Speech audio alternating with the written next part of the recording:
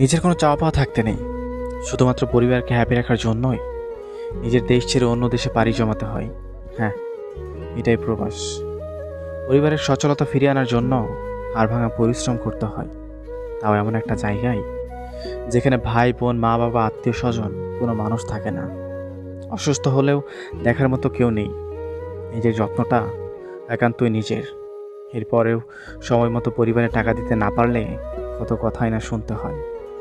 দিন শেষে প্রিয় মানুষের সাথে একটু কথা বলার জন্য উতলা হলেও একটা সময় পর সেই প্রিয় মানুষটাই বিরক্ত বোধ করে।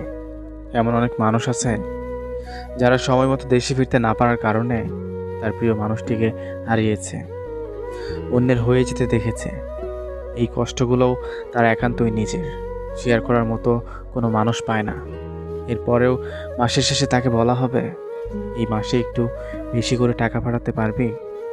কেউ এটা বলে না, বাবা তুই সেখানে ভালো আছিস তো? আমাদের সম্মান করা উচিত সেই সব মানুষদের যাদের হাড়ভাঙা পরিশ্রমে একটা পরিবার সচ্ছলতা ফিরে পায়, যাদের কষ্টগুলো সবসময় লুকানো থাকে, যাদের কারণে দেশ উন্নয়নের দিকে যায়। ভালো থাকুক সব প্রবাসী ভাইয়েরা, আল্লাহ তাদের হেফাজতে রাখুক।